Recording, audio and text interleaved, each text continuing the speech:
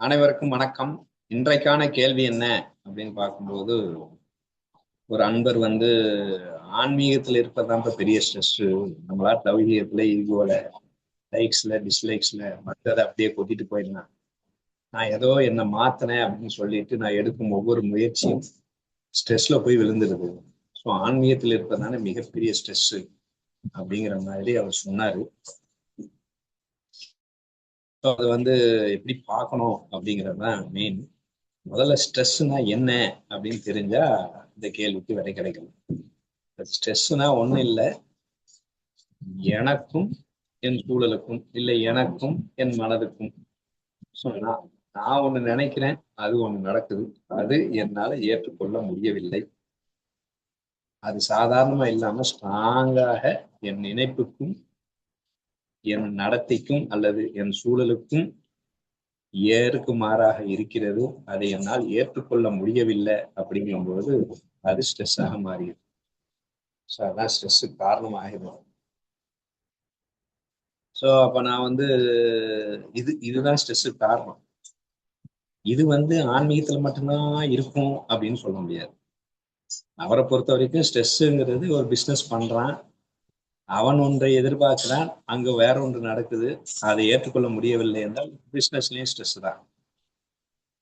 லௌகீகத்திலையும் சரிதான், குடும்பத்திலையும் சரிதான். என்ன பண்ணாலும் அங்கே ஒரு எதிர்பார்ப்பு ஏமாற்றமாகும் போது அதை ஏற்றுக்கொள்ளாமல் இருக்கும் ஒரு தவிப்பு ஸ்ட்ரெஸ்ஸாக மாறுகிறது.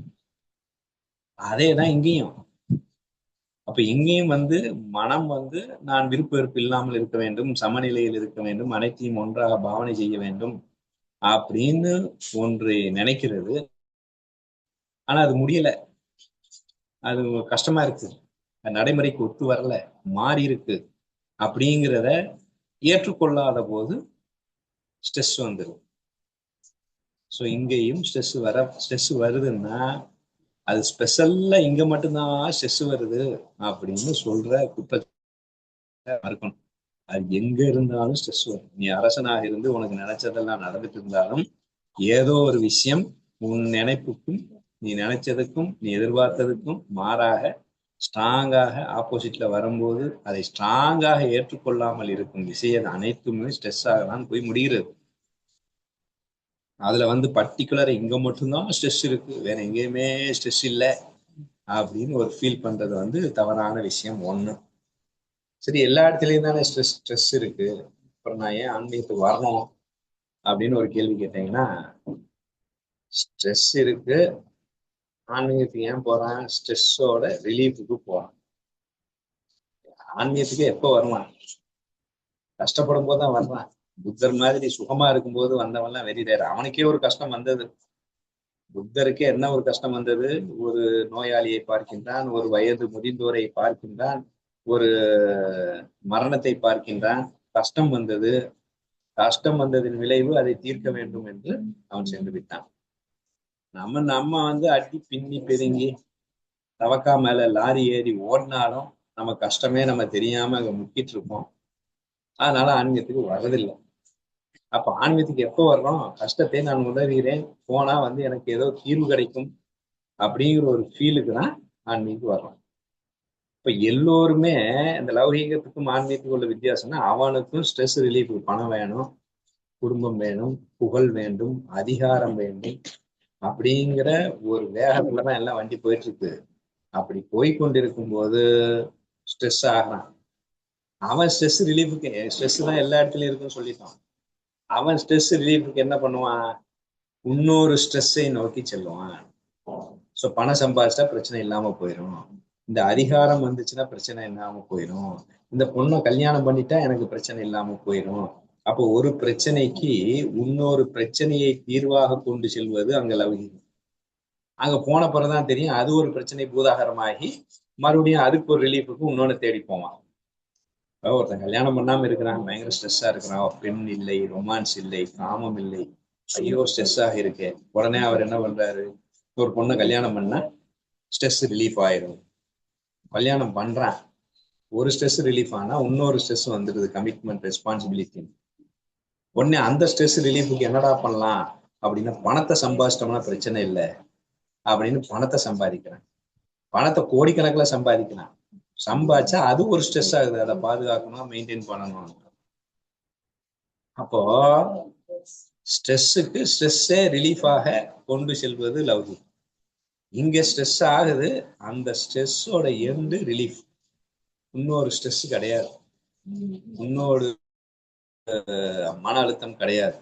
அப்போ அழுத்தம் வருகிறது, அழுத்தத்துக்கு செல்லும் போது ஒரு அழுத்தம் வருவது, ஆனால் அந்த அழுத்தத்தை தாண்டி செல்லும் போது முழுமையான ரிலீஃப் இருக்கு.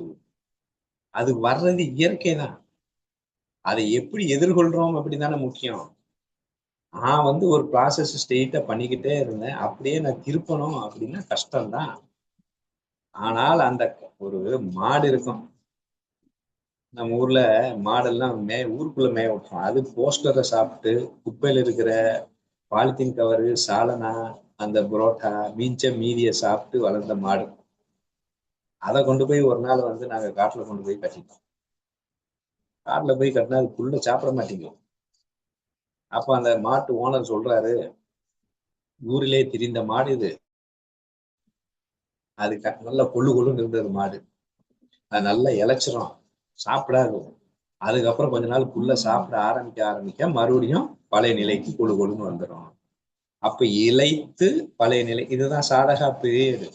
அதுல அந்த மாடு இளைக்கும், ஏன்னா புல்லு சாப்பிட்டு பழக்கம் இல்லை. ஆனா புல்லுதான் அதோட இயல்பு, அதோட சொரூபம், அதுதான் அதுக்கு சொர்க்கம். ஆனா அதை மறந்து வேறொன்று விஷயத்துக்கு அடிக்ட் ஆனதின் விளைவு மீண்டும் புல்லை கொடுக்கும்போது அதை சாப்பிடும்போது முடியாம ஒரு ஸ்ட்ரெஸ், அந்த ஆள் சொல்ற மாதிரி ஒரு ஸ்ட்ரெஸ் அப்படிங்கிறது வந்தாலும் அதை தொடர்ச்சியாக கன்சிஸ்டன்சியாக அபியாச வைராகியம் பண்ணிட்டு இருக்கும்போது அந்த புல் அக்செப்ட் ஆகி அந்த புல்லோட அருமை தெரிஞ்சு அப்ப ரியாலிட்டி கிடைக்கும் போது மிகவும் சந்தோஷமாக மாடு வேற லெவல்ல ஒரு ஆரோக்கியத்துக்கு கொழுன்னு இருக்கிறது. உடனே சொல்லலாம், அப்ப முதல்லையும் கொழு தானே இருந்தது, பின்னாடியும் கொழு தானே இருக்கு. முதல்ல கொழு இருக்கும்போது மாட்டு டெய்லி வயிற்றால போகும், ஏன்னா பாலித்தீன் கவரை சாப்பிடுது, ஒரு கஷ்டம் வரும், அப்புறம் ஆப்ரேஷன் பண்ணி பாலித்தீன் கவரை எடுக்கணும்.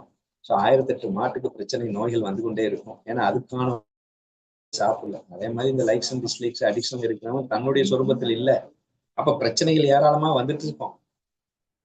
ஆனா அது அந்த ப்ராசஸ் நடக்கும்போது அது ஒரு எதிர்கொள்ளணும். அபியாசா வைராக்கியம், அதான் கண்ணன் சொல்றான்.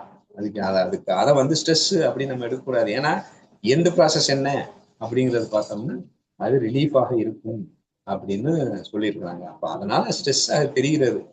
அதுவும் ஸ்ட்ரெஸ்ஸாக தெரிவதற்கு, அப்படி ஸ்ட்ரெஸ்ஸாக தெரிஞ்சாலும் பரவாயில்ல, எந்த ப்ராசஸ் ரிலீஃப்னு சொல்லிட்டேன். ஆக்சுவலா அதுவும் ஸ்ட்ரெஸ்ஸாக தெரியாம இருக்கணும் அப்படிங்கிறதான் அங்க நாலேஜே தர்றான். அது எப்படி ஸ்ட்ரெஸ்ஸாக தெரியணும் அப்படின்னா, அவன் நேற்று கூட பார்த்தோம், கண்ணன் அர்ஜுனன் கேட்கிறான், ஆசையும் சிரத்தையும் இருந்துட்டு, ஆசை இருக்கலாம், சிரத்தை இருக்கலாம், இந்த 3 இருக்கணும்னு சொன்னார். இந்த 3 இருந்தா ஈஸியா போயிடலாம் அப்படின்னு சொல்லி பார்த்தோம் ஞானேஸ்வரி. ஆசைனா என்ன? இப்ப நான் ஆன்மீகத்தை அடைய வேண்டும், நான் பேரானந்தத்தை அடைய வேண்டும் என்று ஆசை கொள்வது ஒரு வகை. ஆசையோடு நின்றுவான். அடுத்து சிரத்தைன்னா ஒரு நம்பிக்கை, அது பரிபூர்ணமான, அது மேல ஒரு நம்பிக்கை இருக்கணும்ல, அது இருக்காது. அப்ப அது என்ன ஆகும்? ஆசை ஜாஸ்தி இருக்கு, நம்பிக்கை இல்லை, அது கொஞ்சம் ஸ்ட்ரெஸ்ஸை கொடுக்கும். அந்த ஸ்ட்ரெஸ் இல்லாம இருக்குன்னா பரிபூர்ண நம்பிக்கையை கொண்டு வா. ஓகே, ஒருத்தருக்கு ஆசையும் இருக்கும், பரிபூர்ண நம்பிக்கையும் இருக்கும். 3வது இல்லாமல் போய்விடுங்க, ஊக்கம். இந்த ஊக்கம்ங்கிறது தான் அவர் ஸ்ட்ரெஸ்ஸா ஃபீல் பண்றாரு. என்னன்னா, என் இயற்கைக்கு எதிராக நான் ஒரு விஷயத்துல அடிக்ட் ஆயிட்டேன், அதுக்கு எதிராக ஒரு ஸ்டெப் துணிஞ்சு எடுத்து வச்சா அதுக்கு பேர் ஊக்கம். சோ ஊக்கம் இல்லாமையினால் ஆசை இருக்கு, பிரேமை இருக்கு, சிரத்தை இருக்கு, ஆனா ஊக்கம் இல்லாதனால் அங்கது ஸ்ட்ரெஸ் ஆகும். சேர்ந்திருந்தா இந்த ஸ்ட்ரெஸ்ங்கிற பேச்சே இடம் இல்லை. ப்ராசஸே முழுசா சூப்பரா புரிஞ்சுக்கிட்டா, ப்ராசஸே என்ஜாயபிள் தான், ரிசல்ட் முக்கியம் இல்லை. உடனே அது ஆன்மீகத்தை இன்னும் சூப்பரா புரிஞ்சா ஸ்ட்ரெஸ் ஆக வேண்டிய அவசியமே இல்லை. அவன் ஸ்ட்ரெஸ் ஆகக்கூடாதுன்னு ஒரு ப்ராசஸே தர்றான். ப்ராசஸை என்ஜாய் பண்ணி ரிசல்ட் குப்பையில போடும். ஸ்ட்ரெஸ்ஸுக்கு மூல காரணம் ரிசல்ட். அவன் ரிசல்ட்டே கட் பண்ணி போடுங்கிறத நம்ம ஸ்டார்ட்டே பண்றோம். ஆனா நம்முடைய அறியாமை என்ன பண்ணுதுன்னா, இந்த ஆன்மீகத்திலையும் நான் ப்ராசஸ் பண்றேன், ரிசல்ட் வேணும். நான் ப்ராசஸ் பண்றேன், எனக்கு பேரானந்தம் வரல.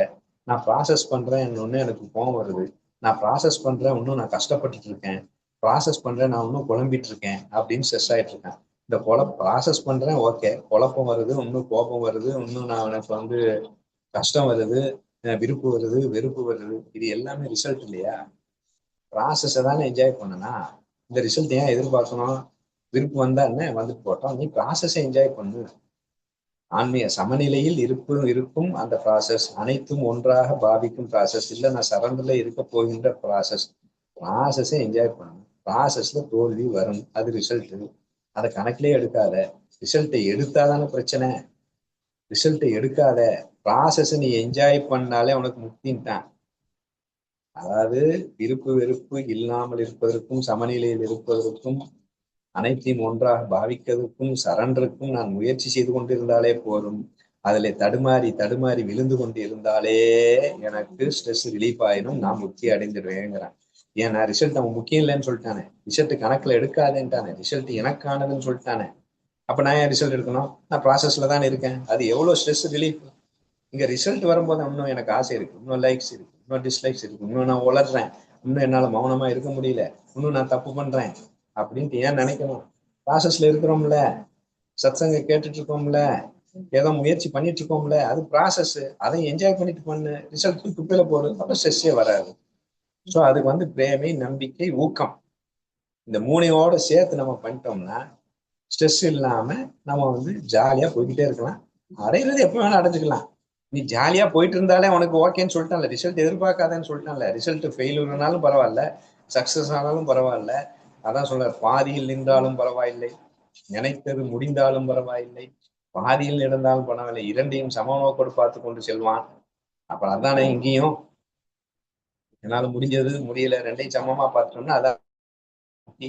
நான் ஏன் அதை ரிசல்ட்டை கொண்டு வந்து அங்க வைக்கணும் அப்படிங்கிற ஒரு ஃபீலிங் தெளிவா இருந்து, இதுலயும் ப்ராசஸ் என்ஜாய் பண்ணிட்டு முடிந்த அளவு, அதான் சொதர்மம், முடிந்த அளவுனா உனக்கு வர்றது உன்னால் எவ்வளவு முடியுமோ அவ்வளவு மட்டுமே, சோம்பேறித்தனம் இல்லாமல் எந்த யோகத்தை பயில்கிறாயோ அதுல பண்ணிட்டு அதுல ஃபெயிலூர் ஆயிட்டே இருந்தாலும் உனக்கு ப்ராசஸ் என்ஜாய் பண்ணதுக்கு உண்டானதுக்காக முக்தி தரப்படும் அப்படின்னு கண்ணன் சொல்லும் போது, நீங்க ஸ்ட்ரெஸ்ஸே இல்லாம ஸ்ட்ரெஸ் எடுக்கிறதுக்கு உண்டான ஒரு வழி அப்படிங்கிறத இதை புரிஞ்சுக்கணும். ஸோ இதுதான் என்னுடைய ஆன்சர்.